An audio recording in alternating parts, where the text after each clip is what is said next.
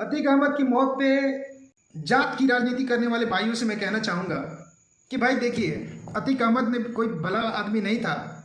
जो आप जातिगत जो राजनीतिक समीकरण देख के जात की राजनीति करके पोस्ट आप लोग कर रहे हैं, इसको बंद कीजिए। अतीक अहमद भी एक अपराधी था, सैकड़ों मर्डर किए थे उसने, और किसी का जात नहीं पूछा था मारने से पहले कि तुम हिंदू हो कि मुस्लिम हो। उसने सबको मारा था, चाहे वो हिंदू हो या मुस्लिम हो। उसने अपने फायदे के लिए राजनीतिक हो, चाहे वो फायदा राजनीतिक हो या उसका पर्सनल हो, जिस किस्म का फायदा हो या कहीं से कॉन्ट्रैक्ट मिला हो, उसने उसकी हत्या की है, चाहे वो हिंदू हो या मुस्लिम हो। वो भी अपराधी था, आज वो मारा गया है। हाँ, ये तरीका गलत है, वो गलत तरीके से मारा गया है। इसमें यूपी सरकार की बहुत बड़ी नाकामी है।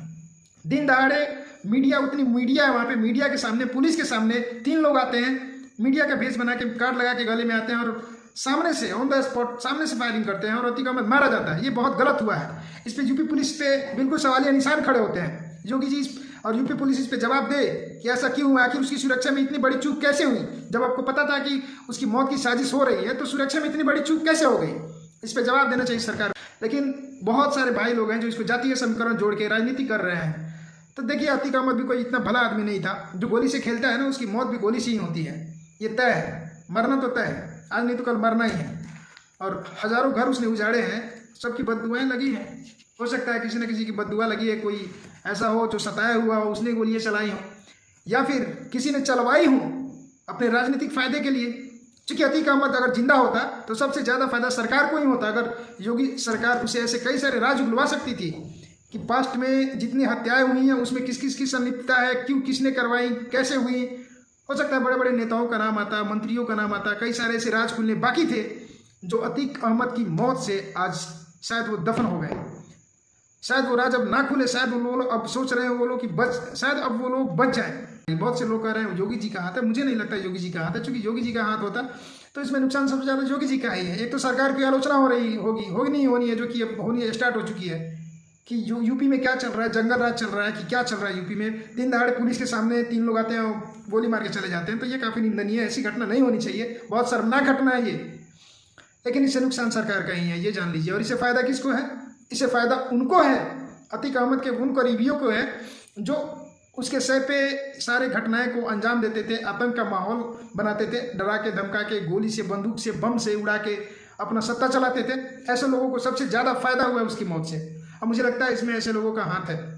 तो इसको आप लोग किसी भी तरह से, जो भी हमारे भाई बंधु हैं, धर्म का राजनीति ना करें, जाति की राजनीति ना करें। इनकाउंटर गाड़ी विकास दुबे की भी पलटी थी। विकास दुबे हिंदू था, उस समय किसी ने कुछ नहीं कहा कि भाई तुम शहीद हुए हो या तुम्हारे साथ हम हैं, ऐसे ऐसे जग जाएंगे। लेकिन आज देखिए, आज अतीक अहमद की मौत हुई है, गलत तरीके से हुई है, बहुत गलत है ये, मैं इसकी काफ़ी निंदा करता हूँ। लेकिन इससे भी निंदनीय बात यह है कि हमारे भाई लोग ऐसी सोच रखते हैं।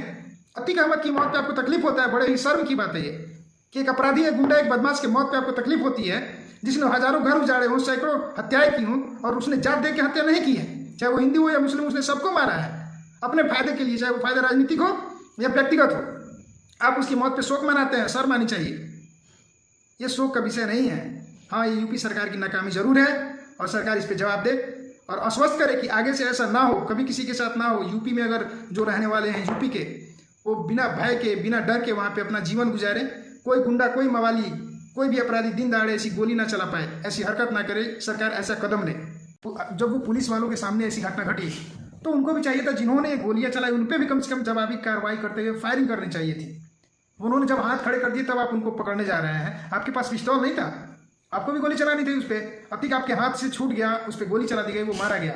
यूपी पुलिस की ये बहुत बड़ी नाकामी है। और अपराधी किसी भी जात का हो, अपराधी होता है तो उसको जात से ना जोड़ा जाए।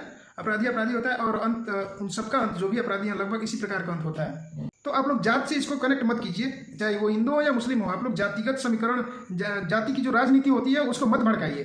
समाज में नफरत फैलाने का काम जो भाई लोग कर रहे हैं, अतीक अहमद अगर मुस्लिम है तो हमारी जात का है, इसलिए उसके साथ ऐसा हुआ है, मुझे लगता है कि ये गलत बात है, ये ऐसी नहीं होनी चाहिए। अतीक अहमद मुस्लिम ही नहीं, सिर्फ उसको हिंदू मुस्लिम नजरिए से मत देखिए। वो एक अपराधी था, और उसने सैकड़ों हत्याएं, सैकड़ों घर उजाड़े हैं, ऐसे कई सारे दिन दहाड़े हत्याएं की हैं, और ऐसी ऐसी जो सुन के आपका दिल डर जाएगा, ऐसी ऐसी हत्याएं की हैं।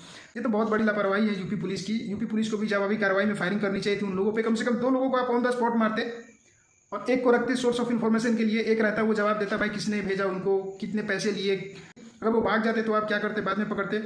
आपके पास भी बंदूक था ना, तो आप उस पर फायरिंग करते, आप ही जवाबी कार्रवाई करते। लेकिन यूपी पुलिस ने वहाँ से सीधा अतीक को छोड़ के वो हट गए, उन्होंने ताबड़तोड़ फायरिंग की। जब वो मारा गया तब उन्होंने अपने हाथ खड़े किए और फिर यूपी पुलिस ने आके उसको धर दबोचा। ये काफ़ी निंदनीय है, ऐसा नहीं होना चाहिए। दिन दहाड़े ऐसा होना पुलिस प्रशासन पे सवालिया निशान खड़े करता है कि आखिर कौन सुरक्षित है यूपी में। योगी जी अब देखिए ज़रा सिस्टम को समझिए कि दिन दहाड़े गोलियाँ चलाना ये जंगल राज का एक उदाहरण ही है, ऐसा नहीं है कि नहीं है, इसको जंगल राज का ही उदाहरण कहेंगे। लेकिन जातिगत समीकरण देख के जो नफरत की राजनीति कर रहे हैं, जो लोग भड़का रहे हैं, एक दूसरे में लगे हुए हैं, वो भी गलत है।